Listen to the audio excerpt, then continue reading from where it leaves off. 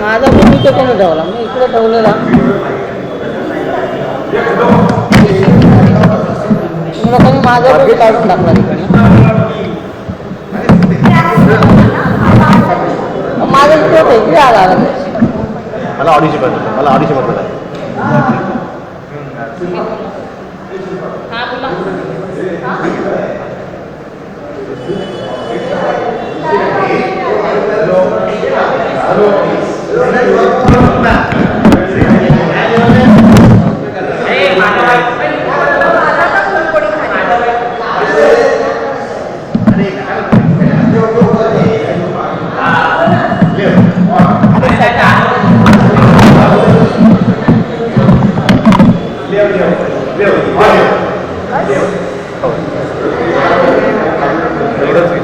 Yes.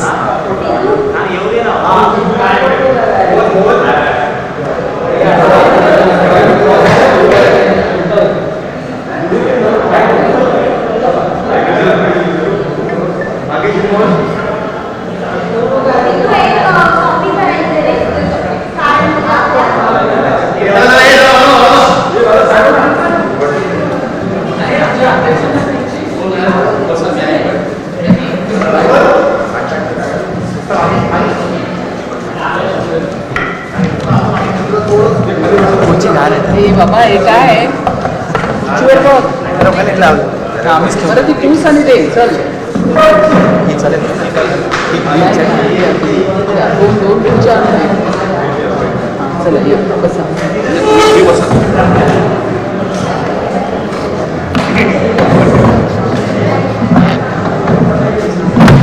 हे माझी ती विनिता माझी चांगली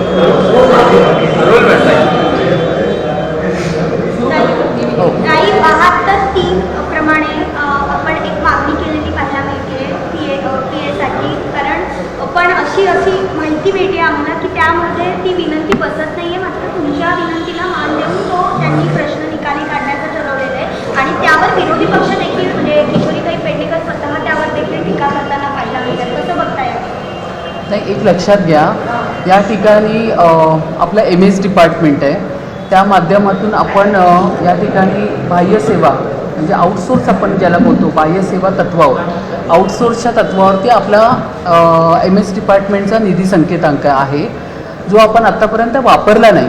मी अगदी ऑफिशियल त्या पद्धतीने पत्र देऊन त्यांना सांगितलं की हा जर बाह्यसेवा तत्वावरती जर आपला आउटसोर्स असेल तर आपण अगदी या ठिकाणी पत्र देऊन म्हणजे या ठिकाणी आपण त्याचा वापर का केला जात नाही आहे तर आपण त्या ठिकाणी माझ्याबरोबर तेवढं 24 तास काम करणाऱ्या माझ्या CVS सचिवाला त्या अनुषंगाने त्या आउटसोर्सच्या माध्यमातून आपण देऊ शकतो त्याची मी पूर्ण माहिती घेतली. मी अधिकाऱ्यांशी बोलले आणि मगच मी ते पत्र दिलं. आत्तापर्यंत तो का वापरला गेला नाही कुठल्या पद्धतीने ह्या उभाटाच्या काळामध्ये त्यांनी त्यांच्या स्वीय सचिवांना पगार दिला ह्याची सगळी माहिती पण मी घेतलेली आहे. पण माझ्या काही दालनामध्ये कॉन्ट्रॅक्टर फिरत नाही त्यावेळी बरेच कॉन्ट्रॅक्टर फिरत होते त्यामुळे त्या अनुषंगाने त्यांनी केलं असेल. पण मी अगदी ऑफिशियलरित्या या ठिकाणी निधी संकेतांक उपलब्ध असताना आउटसोर्सच्या माध्यमातून मी ते पत्र दिलेलं आहे आणि त्या पद्धतीने मी त्याची मागणी केलेली आहे.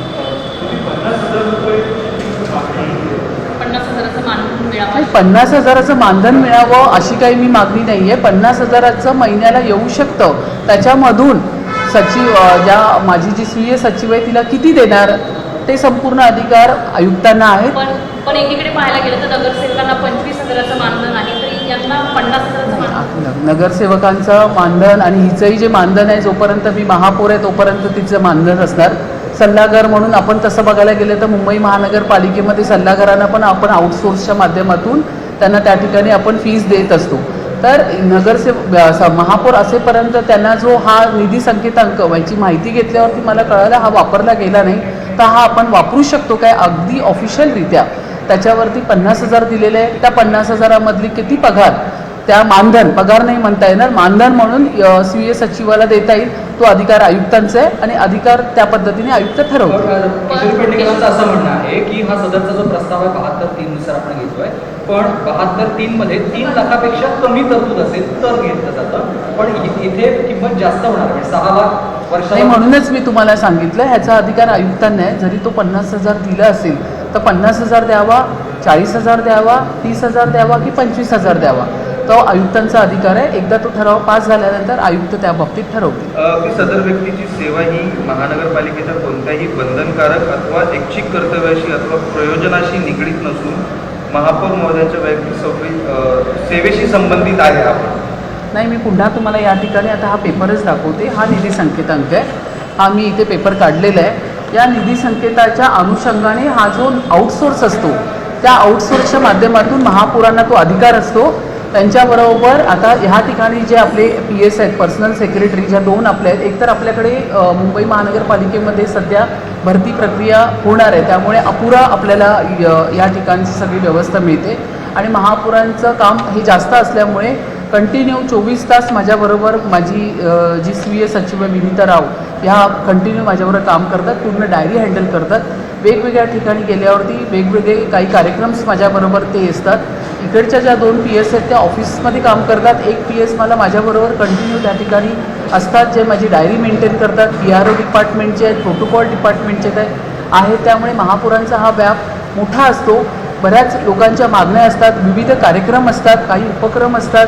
ह्या सगळ्या गोष्टी डायरीमध्ये नोंद कराव्या लागतात, संपूर्ण पाठपुरावा करावा लागतो, बोलावं लागतं. अशा पद्धतीचं कामकाज असताना त्या ठिकाणी मी जेव्हा माहिती घेतली MS डिपार्टमेंटच्या माध्यमातून, तो हा आउटसोर्स असल्यामुळे आपण या निधी संकेतांकमधून हा आउटसोर्सची मागणी आपण महापौर करू शकतो. काही गाड्यांसाठी खरं तर प्रस्ताव काढला जातो, पण चौपाटीवरती लोकशाही मराठीनं जी मोहीम राबवलेली आहे, कचरा अजूनही मोठ्या प्रमाणात तसाच आहे. तुम्ही स्वतः व्हिजिट करणार होता, तुम्ही देखील तिथे गेलेलाच नाही अद्यापर्यंत. स्थानिक आरोप करतायत तुम्हाला वेळ नाही आहे का, तुमचा वेळ दुसरीकडे तुम्ही वापरतायत, असा देखील आता आरोप होत आहे. नाही, 24 तास मी माझ्या मुंबईकरांसाठी कंटिन्यू मी सेवेमध्येच आहे.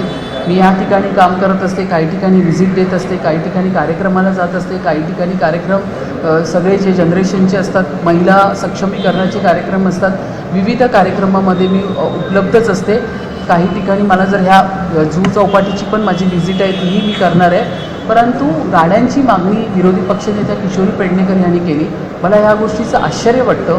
माझ्याच दालनामध्ये बसून सगळ्यांबरोबर किशोरी पेडणेकर यांनी मागणी केली होती की माझ्याही पाठीला फार त्रास होतो, माझी कंबर दुखते, त्यामुळे ह्या गाड्या आमच्या काढून त्या ठिकाणी कारण ह्या सगळ्या गाड्या मुंबई महानगरपालिकेमध्ये कॉन्ट्रॅक्ट बेसिसवर आहे. तर त्याच्यामुळे आपण ही गाडी काढून दुसरी गाडीची मागणी आपण करू शकतो, हे कॉन्ट्रॅक्टच दिलेलं आहे. तर त्यामुळे त्यांनीही त्या ठिकाणी सहमती दर्शवली होती. पण मला आश्चर्य वाटतं, किशोरी पेडणेकर ह्यांना बंगला चालतो पण यांना गाडी चालत नाही. बंगल्याची मागणी तर यांनी एवढी मोठी केली, मी तर त्याची पत्रकार परिषद घेऊन ती बोलूनसुद्धा दाखवलं नाही. पण आता ठीक आहे, हरकत नाही.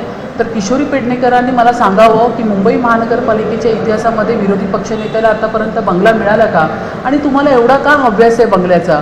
असंही आपण लोकप्रतिनिधी आहोत, या ठिकाणी लोकांचं काम करण्यासाठी आलेलो आहे. मी स्वतः माझ्या बंगल्यामध्ये 5.5 महिन्यानंतर गेली, मी गेलीसुद्धा नाही एवढं लवकर. तर आणि असंही बंगल्यामध्ये जाऊनसुद्धा सकाळी जाऊन संध्याकाळी मी जाते, त्यामुळे दिवसभर मी या आपल्या मुंबईकरांच्या सेवेमध्ये असते. तर किशोरी पेडणेकरला माझाच आता हा प्रश्न आहे की तुम्हाला मुंबई महानगरपालिकेचा तुम्ही बंगला मागता, पण आज ह्या सर्व जे म्हणजे किशोरी पेडणेकर ह्यांनाही ती गाडी आहे आणि बाकीच्या सर्व कमिटी चेअरमॅनला पण ती गाडी आहे. आणि त्या गाडीच्या माध्यमातून अशी सगळ्यांची तक्रार होती की पाठीचा त्रास होतोय त्याच्यातून. ही गाडी देण्याच्या ऐवजी दुसरी गाडी द्यावी, जी कॉन्ट्रॅक्ट पद्धतीमध्ये पालिकेमध्ये. तेवढी माफक मागणी फक्त या ठिकाणी आपल्या सगळ्या चेअरमॅननी, सभागृह नेत्यांनी या ठिकाणी केली होती. पण त्यांना बंगला चालतो पण महानगरपालिकेची गाडी चालते. मात्र ज्या पद्धतीने 6 महिन्यापूर्वी खरं तर 6 महिन्यापूर्वी खरं तर या सगळ्या गाड्या घेतल्या होत्या, त्यावेळेस कळलं नाही का की अशा गाड्या या गाड्या वापरल्यानंतरच आपल्याला कळतं. विषय एवढाच आहे की ठीक आहे, वापरल्यानंतर त्यांच्या लक्षात आलं, त्यांनी फक्त मागणी केली की आम्हाला ह्याऐवजी दुसरी मिळेल काय, कारण हे कॉन्ट्रॅक्ट असल्यामुळे त्यांच्याकडे वेगवेगळ्या प्रकारच्या गाड्या आहेत. तर ही गाडी तुम्हाला नको असेल तर आपण दुसरी गाडी देऊ शकतो असं त्याच्यामध्ये. की गटनेत्यांची जी बैठक झाली तुमच्या संदर्भात त्यांनी ज्या वक्तव्य केले त्यामध्ये ते सरळ बोललेले आहेत की बैठकीत मी नव्हते, मला कुठलीही कल्पना नाही आणि मला ही गाडी हवी, मला आम्हाला दुसरी गाडी कोणत्याही नको. पद्धतीत विश्वासात आणि घेतलेला विश्वासात नाहीये. घेतला जात घेतलं नाही, नाहीये. कम्फर्टेबल आहे ह्या गाडीमध्ये, तर दुसऱ्या गाडीची गरज काय? किशोरी पेडणेकर आता खोटं बोलायचं पण रेटून बोलायचं ही आपल्या मराठीतली एक म्हण आहे आणि अगदी त्या म्हणीप्रमाणे त्या चालतात आहे. आता कसं आहे ना, ते आता विरोधी बाकांवरती जाऊन बसलेले आहेत. 25 वर्षाचा कारभार मुंबईकरांनी बघितलेला आहे आणि त्यांचा हा कारभार अशा पद्धतीनेच चालू होता म्हणून मुंबईकरांनी ह्या लोकांना विरोधी बाकावरती बसवलेलं आहे. तर विरोधी बाकावरती बसून फक्त विरोध करायचा. तुम्हाला आता ह्या माध्यमातून मी पण आठवण करून देते, इतका मोठा आपण चेंबूरच्या घटनेवरती आपण त्याच्यावरती वक्तव्य करणार होतो, परंतु त्यांना एक साधा जो मी अर्जंट बिझनेस घेतला त्याच्यामध्ये भांडूपची स्मशानभूमी होती किंवा एक 6 मीटरची आरेल होती, त्याच्यावरती जर ही लोक पोलिंग मागू शकतात. आता स्मशानभूमी ह्याच्यामध्ये त्यांना काय फायदा दिसतो मला माहीत नाही, पण स्मशानभूमीवरती पण ही लोक पोलिंग मागतात आणि सभागृहाचा त्याग करतात. पण ते चेंबूरची जी घटना झाली ज्यामध्ये त्या छोट्या बाळाचा त्या ठिकाणी ॲक्सिडेंट होऊन निधन झाला, पण त्याच्यावरती ह्यांना ती चर्चा करणं योग्य वाटली नाही. तर आता कसं आहे, त्या ठिकाणी मी नव्हते, मला माहितीच नाही. आता किशोरीताईंचे माझ्याकडे फोन आहेत, मी येऊ शकत नाही, ही मीटिंग तुम्ही करून घ्या. माझ्या अँटी चेंबरमध्ये बसून त्या बोलल्या आहेत की खरंच मलाही खूप त्रास होतो, ही गाडी बदलली पाहिजे. पण आता काय झालं आहे, त्यांना आता बाहेर येऊन त्या वेगळ्या स्टेटमेंट करायला लागलं. त्यामुळे किशोरी पेडणेकरचा स्वभाव आता आम्हाला कळाला आहे. त्या एक बोलतात आणि नंतर बाहेर आल्यावर दुसरं कोणत्या बोलतात. बंगल्याची मागणी केली होती, कोणत्या नाही, बंगल्याची? मात्र त्यांनी ज्यावेळी उपमहापौरांनी मागणी केली त्याच्यावरून ते सांगितलं की उपमहापौरांना पण द्या आणि मला सुद्धा द्या. या ठिकाणी किशोरी पेडणेकरने सांगितलं की मीही विरोधी पक्षनेता आहे, मला सुद्धा. एवढंच काय तर ह्या ठिकाणी जे काय बसवलं आहे माझ्याकडे, जे स्टँड बसवलेलं आहे चेकिंगचं, मेटल डिटेक्टर, त्याचीही त्यांनी मागणी केली. तर ह्या पद्धतीने जी गोष्ट महापौरांना मिळते ती गोष्ट त्यांना पाहिजे असते. तर त्यामुळे त्यांचा हव्यास दिसतो या ठिकाणी. म्हणजे त्यांना या ठिकाणी मुंबईकरांचं काम करण्यापेक्षा मला बंगला मिळाला पाहिजे, मला मेटल डिटेक्टर मिळालं पाहिजे, मला गाडी मलाही मिळाली पाहिजे, ह्यांना मिळते तर मलाही मिळाली पाहिजे, या आपल्या हव्यास त्या बाजूला ठेवून फक्त विरोधी पक्षनेता म्हणून मला काहीतरी बोलायला पाहिजे या मीडियासमोर, असा त्यांचा प्रयत्न आहे.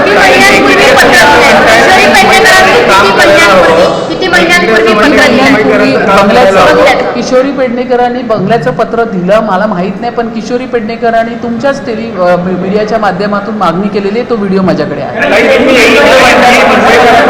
मुंबई महापालिकेत प्रशासक होतं, त्यानंतर आता तुम्ही नगरसेवक म्हणून सगळेच निवडून आलेला आहात, परंतु मुंबई महापालिका मुंबईकरांसाठी काय करते यावरती चर्चा न होता गाडी बंगला यावरती चर्चा नाही, बरोबर बोलताय. हीच तर शोकांतिका आहे ना, हे आम्ही करत नाही आहोत. या ठिकाणी आम्ही जे बसलो आहे, या भारतीय जनता पार्टी आणि शिवसेना महायुतीचे जे आम्ही नगरसेवक इथे बसले आहे, आम्ही फक्त काम करतो आहे. तुमच्याकडे येण्यापूर्वी मी दिव्यांगांची पण ह्या ठिकाणी दालनामध्ये मीटिंग घेतली.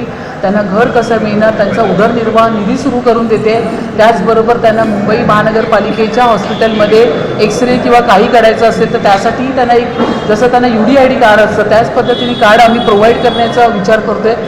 खरं आम्ही ह्या ठिकाणी काम करतो आहे. त्या ठिकाणी भारतीय जनता पार्टी आणि शिवसेनेचे नगरसेवक त्या ठिकाणी कंटिन्यू काम करतात आहे. नॉनस्टॉप मीटिंग आता माझ्या दालनामध्ये सगळ्या मुंबईकरांसाठी चालू आहे. परंतु त्याचवेळी या तिकडे बसून मला गाडी मिळाली नाही, मला बंगला मिळाला नाही, मला मेटल डिटेक्टर मिळालं नाही. एवढंच काय तर मला सुरक्षा रक्षक पण प्रोव्हाइड करा, याचं सुद्धा त्यांनी पत्र दिलेलं आहे. महापौरांना सुरक्षा रक्षक वाढवले, माझे पण सुरक्षा रक्षक वाढवा. म्हणजे किती हव्यास असावा हे किशोरी त्यांच्या स्वभावातून कळतं. या सगळ्या गाड्यांवरून एवढा प्रश्न उपस्थित होतोय. तुमचे सभागृह नेते असतील, तुमचे सगळेजण असतील, समितीचे अध्यक्ष असतील, ते सांगतात की या खड्ड्यांमुळे खरं तर पाठीचा त्रास सुरू होतोय. मुंबईकर आता विचारायला लागले, रस्त्यावर पडलेल्या खड्ड्यामुळे आम्ही किती त्रास सहन करायचा. आज जर तसं बघायला गेलं तर पहिल्यांदा जे महाराष्ट्राचे मुख्यमंत्री आदरणीय देवेंद्रजी आणि DCM आदरणीय एकनाथराव शिंदे 2014 पासून 2020 किलोमीटरचे मुंबईचे रस्ते आपण CC करायला घेतले. त्याच्यामध्ये जवळपास 1700-1800 किलोमीटर आपण कंप्लीट करून हा पावसाळा पूर्ण केल्यानंतर लगेच आपण मार्चपर्यंत जवळपास 250-300 किलोमीटरचे रस्ते पूर्ण करतोय. जर आपण ह्या ठिकाणी जे DL आले स्टँडिंगवरती फर्स्ट टाईम असं झालं, उबाटाच्या काळामध्ये 500 कोटीचे रस्त्याची कामं निघायचे, त्याच्याचबरोबर 500 कोटीचं क्वार्टर्सचं टेंडर निघालं. याच वेळी पहिल्यांदा असं झालं की 40-30 कोटीच्या आसपासचे जे उर्वरित रस्ते आहेत त्याच्या पॉर्टल्सचे टेंडर्स निघालेले आहेत. ते पण अजून आपण अप्लाय केलेले नाही. जिथे जिथे आपल्याला मागणी मिळेल तिथे तिथे आपण करतोय. परंतु ही मागणी त्याच्यासाठी नाही आहे.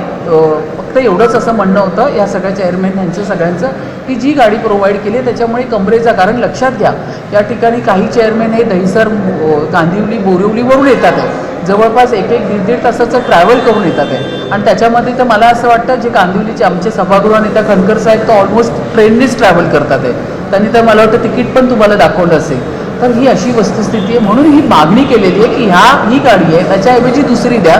जे पालिकेने ते कॉन्ट्रॅक्ट दिलेलंच आहे त्यांच्याकडनं ही मागणी. आपण वेगळी तरतूद किंवा वेगळं त्याच्यावरती आपण टेंडर किंवा हे काढत नाही आहेत. त्यांच्याकडे जे कॉन्ट्रॅक्ट आहे त्या कॉन्ट्रॅक्टमध्ये असलेली दुसरी गाडी द्या, ही ठेवा आणि आम्हाला दुसरी घ्या, एवढीच छोटीशी मागणी आहे त्याची.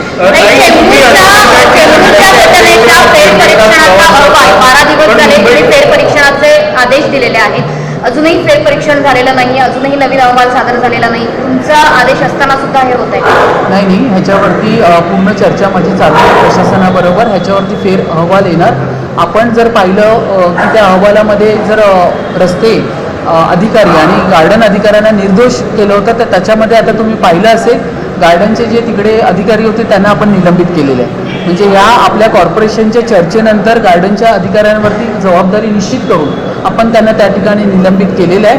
आणि दुसरी गोष्ट, कंत्राटदारावरती जो तुम्ही 5 लाखाचा आणि 2 लाखाचा सल्लागार तो जो तुम्ही त्यांना दिला होता, तर आम्ही ती सांगितली ती मागणी मोठी म्हणजे जवळपास मोठा त्याला त्या ठिकाणी निश्चित झाली पाहिजे जबाबदारी आणि त्याच्यावरती सदोष मनुष्यवधाचा गुन्हा दाखल झाला पाहिजे. ही मागणी आजही माझी. अजूनही एन्क्वायरी नाहीये मात्र एन्क्वायरी चालू आहे. आपण एन्क्वायरी आपल्या कॉर्पोरेशनच्या मीटिंग नंतरच उद्यान अधीक्षक त्या ठिकाणी त्यांना आपण निलंबित केलं.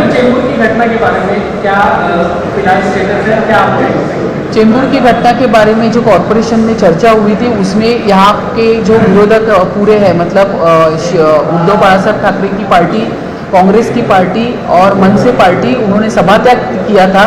जबकि इतना सेंसिटिव मुद्दा था वो बच्चे के लिए चेंबूर के, मैं इधर मुंबई महानगर पालिका की महापौर होने के कारण भी मैंने उस अहवाल का विरोध किया था और मैंने कहा था कि उसके ऊपर रिव्यू अहवाल आना चाहिए. तो यही कॉर्पोरेशन में अहवाल होने के बाद, चर्चा होने के बाद ही जो चेंबूर के जो उद्यान अधीक्षक के ऑफिसर हैं उनको हमने निलंबित किया हुआ है.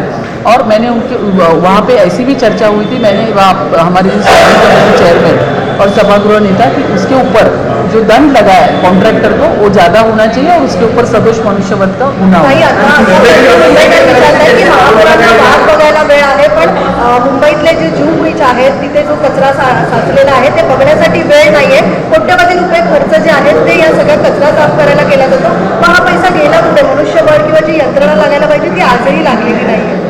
मी संपूर्ण माहिती घेतली. मुंबई महानगरपालिकेच्या वतीने जवळपास 75-80 वर्कर्स, कामगार त्या ठिकाणी काम करतात आहे. रोजचं काम त्या ठिकाणी चालू आहे. पण समुद्र आहे, तो समुद्राच्या लाटांबरोबर प्रत्येक दिवशीचा कचरा हा किनाऱ्यावरती येतच असतो. समुद्रामध्ये ज्या मोठमोठे जहाजं आतमध्ये असतात त्यांचा पण तो जो कचरा असेल मोठ्या क्वांटिटीमध्ये तो पण समुद्रातच फेकला जातो. त्यामुळे त्या ठिकाणी काही मुंबईकरच कचरा करतात आहे अशातला काही भाग नाही आहे. तर मुंबईकरांना या ठिकाणी चुकीचं प्रदर्शित करणं हेही चुकीचं होईल. संपूर्ण समुद्रामध्ये आतमध्ये पोटात त्या ठिकाणी काही जहाजाची व्यवस्था असते त्यांच्या माध्यमातून पडलेला कचरा असेल किंवा इतर काही तो कचरा तो लाटेच्या माध्यमातून एव्हरीडे म्हणजे आजही आपण तो क्लीन केला तरी दुसऱ्या दिवशी तो कचरा येणारच आहे. मग आपण त्या ठिकाणी काय केलं आहे, जवळपास 75-80 कर्मचारी आपण त्या ठिकाणी क्लिनिंगसाठी ठेवलेले. आणि त्याचबरोबर मला वाटतं आयुक्तांनी असेल किंवा मी सुद्धा आपण बऱ्याच मुंबईकरांना पण आव्हान केलेलं आहे. बऱ्याच काही NGOs त्या ठिकाणी स्वयंस्फूर्तीने काम करतात आहे. तर अशा पद्धतीने सगळ्यांचं लक्ष झालं माझा त्या ठिकाणी व्हिजिट देण्याचं. मी तिथे जाऊन व्हिजिट करणार आहे, कारण माझ्याही या ठिकाणी मुंबईकरांची दिव्यांग असतील, मुंबईकरांचे सफाई कामगार असतील, ह्या सगळ्यांसाठी या ठिकाणी सातत्य प्रशासनाबरोबर मिटिंग घेऊन मी त्यांचे प्रश्न मार्गी लावण्याचं काम या ठिकाणी सेवेने सारखं हॉस्पिटल आहे ते भाडे तत्वावर द्यायचं ठरवतं. महापालिका आपले स्वतःचे डॉक्टर्स आणि कर्मचारी हा त्यामध्ये इम्प्रुव्हमेंटचा विषय आहे, तर त्यामुळे त्याची पूर्ण माहिती घेऊन घ्यायची चर्चा करू. मॅडम, एकीकडे तुम्ही म्हणता की समितीचे अध्यक्ष फार दुरून प्रवास करत असतात, 1.5 तासाचे प्रवास करून त्याच्या कमरेला त्रास होतो, पण मुंबईकर रोजच वळतो प्रवास करताना आपल्याला पाहायला मिळतो. समितीच्या अध्यक्षांना जे आहे ते गाडी प्रस्ताव केला जातो, पण मुंबईकरांच्या कमरेचे हाल जे आहे ते महापालिका घेत नाही, असा देखील प्रश्न आता उपस्थित झालेला आहे. मुंबईकरांसाठीच आम्ही या ठिकाणी आलेलो. 4.5 वर्षानंतर हे इलेक्शन झालेलं आहे. मुंबईकरांनीच या ठिकाणी निवडून आम्हाला सगळ्यांना या ठिकाणी पाठवलेलं आहे. या कॉर्पोरेशनमध्ये मुंबईचे ट्रस्टी म्हणून आम्ही आज ठिकाणी मुंबईचा आवाज म्हणून आम्ही आज कॉर्पोरेशनमध्ये बसून मुंबईकरांसाठीच बोलतो आहे. पण काही ठिकाणी आपल्याला तातडीने पोचायचं असतं. काही ठिकाणी समजा डिझास्टर काही झालं त्या कमिटी चेअरमॅनला त्या शाळेच्या ठिकाणी, आता शाळेचे कमिटी चेअरमॅन असतील त्यांना त्या ठिकाणी पोचावं लागतं. आरोग्याचे कमिटी चेअरमॅन या ठिकाणी बसले आहे. बऱ्याच ठिकाणी त्यांना कंप्लेंट्स येतात, लोकांच्या कंप्लेंट्स आमच्या व्हॉट्सअपवर येतात, तर तातडीने आम्हाला त्या ठिकाणी जावं लागतं. म्हणून ही व्यवस्था आहे. बाकी आम्ही जमिनीवरचे कार्यकर्ते आहोत. तळागाळातून आम्ही इथे मोठे कार्यकर्ते म्हणून इथे नगरसेवक, महापौर आणि चेअरमॅन झालेले. आजही आम्हाला चालत जाण्याची, बसनी जाण्याची आणि ट्रेननी जाण्याची सवय आहे. मैम, जिस तरीके से किशोरी पेडनेकर ने आरोप लगाया, एक समय होता है गाड़ी सिक्योरिटी के ऊपर सवाल उठाए, किससे देखेंगे? नहीं, अभी किशोरी पेडनेकर है ना, उनको क्या है ना, 25 साल से उनको वो आदत हो गई सब कुछ लेने की. मुंबई महानगर पालिका की तरफ से जितना भी मिल रहा है वो लेने की आदत हो गई. अब विरोधी बेंच पे जाने के बाद उनके पास सिर्फ गाड़ी बची है. अब उनको सपने आ रहे हैं कि मुझे मुंबई महानगर पालिका की तरफ से जो बंगला मिलता है वो भी चाहिए. फिर उनको लगता है कि ये मेटल डिटेक्टर मेरे के इधर लगा है तो मेरे इधर भी चाहिए. सुरक्षा रक्षक महापौर पे तो मुझे भी चाहिए. ठीक है, डिमांड कर सकते हैं, पालिका का विषय है वो, उनकी पॉलिसी में ये सब चीज़ें बैठती है कि नहीं. लेकिन हम लोग मराठी में बोलते हैं ना, हाँ, हर चीज़ को कितना मांगना चाहिए, सामने से नहीं मांगना चाहिए. पालिका की तरफ से जो प्रोवाइड किया जाता है उनके नियम के अनुसार वही हमको लेना चाहिए. पालिका, मुंबई महानगर पालिका की तरफ से अगर महापौर को बंगला मिल रहा है तो लिया जाता है. मैंने तो कभी मांगा नहीं. गाड़ी मिलती है तो लिया जाता है. तो ये सब बातें मांगने की चीज़ नहीं है. अगर देते हैं तो यूज़ करना है, नहीं देते तो उसकी डिमांड नहीं होनी चाहिए. लेकिन किशोरी पेडनेकर यहाँ पे हर चीज़ की डिमांड करती है, तो उनकी आदत है, उसको हम कुछ नहीं कर सकते. आपको लगता है कि मुंबईकरों की सुविधा के बजाय विपक्ष अपनी सुविधा में व्यस्त दिख रहा है? विपक्ष अपनी सुविधा पे मुझे व्यस्त दिख रहा है, क्योंकि उनको अगर वहाँ पे मैंने कॉर्पोरेशन में जब भी विशेष समिति लगा के चेंबूर के अहवाल के बारे में हमने चर्चा करनी थी, लेकिन उनको सिर्फ इंटरेस्ट एक ही में है कि ये जो अर्जेंट बिजनेस आ रहा है, क्योंकि उनकी अंडरस्टैंडिंग नहीं हो रही है किसी में भी, तो उनको अंडरस्टैंडिंग नहीं होने की वजह से वो लोग पैनिक हो चुके हैं. और उनको हर चीज़ में, जैसे 2 विषय तो ऐसे थे, 6 मीटर की 6 फुट की RL थी, बहुत छोटा विषय था, और दूसरा विषय था भांडुप की स्मशान भूमि. अब ऐसे विषय पे ये लोग पोल मांगने लगे, तो मुझे आश्चर्य होता है इस चीज़ का कि मुंबईकर के लिए वो स्मशान भूमि का व्यवस्था था. वो जो RL की बात थी वो भी मुंबई महानगर पालिका की तरफ से आया हुआ प्रस्ताव था. अगर इस प्रस्ताव के ऊपर वो लोग पोल मांगते तो इसका मतलब उनका इंटेंशन क्लियर दिखाई दे रहा है, उनको सिर्फ इंटरेस्ट है अंडरस्टैंडिंग में. बट मैम, इंक्वायरी तो लगी नहीं है चेंबूर केस में आपकी डिमांड नहीं, बिल्कुल लगी है. मैंने कॉर्पोरेशन में ये मुद्दा उठाने के बाद जो पहले का अहवाल आया था उसमें रास्ते के अधिकारी और गार्डन के अधिकारी को निर्दोष किया था, लेकिन कॉर्पोरेशन के चर्चे के बाद, मतलब हम लोग ही बैठे थे महायुति के, भारतीय जनता पार्टी और शिवसेना के नगर सेवक हम लोग वहाँ पे बैठे थे, और वहाँ पे वो चर्चा हो गई. उसके बाद में उद्यान अधीक्षक के जो अधिकारी है उनको निलंबित किया गया. धन्यवाद. धन्यवाद.